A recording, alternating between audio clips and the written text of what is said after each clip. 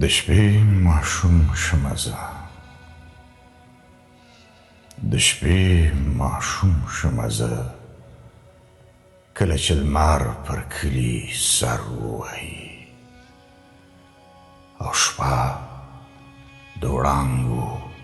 په خنجر ووهي په تودو شونډو پیزوانونه ښکل کړي زرین لاسونه پر ګودر ووهي چې ماشومان په قلمي ګوتو په سپینو کاغذي لاسونو تورې تختې راواخلي په بلبلي ژبو الف ووایي ب ووایي ت راواخلي ما ته رایادې شي ماشومې شیبې کلی ګودر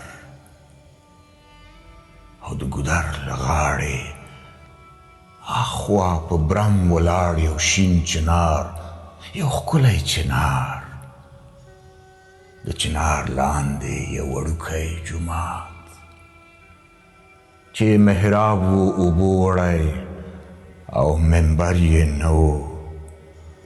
کلپ او زنځیر خو یې پر ځای پرېږده چې ور یې نه و فرش یې د خوړ په ستوکې شګې وې ټغر یې نه و چې هر سهار به لمر له پورې غره راوشړل د وړانګو غشي د چنار لاندې په اوبو کې به خورې شوې د طاووس بڼکې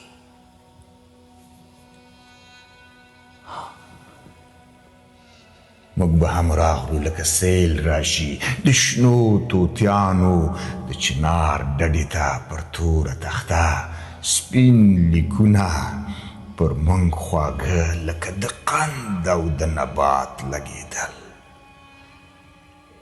زړه راته وایي پاڅه بیا ماشوم شه زړه راته وایي پاڅه بیا ماشوم شه خو زړه ماشوم دی په دې نه پوهېږي خو زړه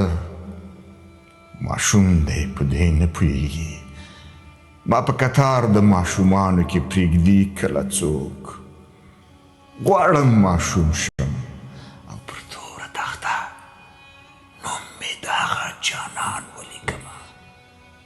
چې اول ټکی اخیستی دی د خدای له نامه غواړم ماشوم شمه او ټولې تختې د خپل جانان په نامه ډکې کړمه خو زه له خپل عمر شرمېږم ماشومانو ته ورتللی نشم په جګو سترګو ماشومانو ته کتلی نشم ځکه زما همزولي د ماشومانو کوټنۍ ړنګوي قلم تختې او مشواڼۍ ماتوي او په لوی لاس ترېنه ماشومه دنیاګۍ ړنګوي په سپینه ورځ له ماشومانو نه په څنګ تېرېږم خو شپه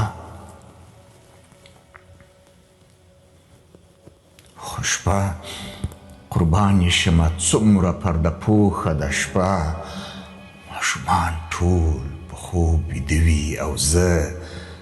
له ماشومانو نه په غلا او پټ په پټه په ماشوم بدل شوم او زه ماشوم شمه د اوښکو په ماشومو ګوتو د سپینو ستورو تباشیر راواخلم د شپې پر توره تخته نوم د جانان ولیکم افغانستان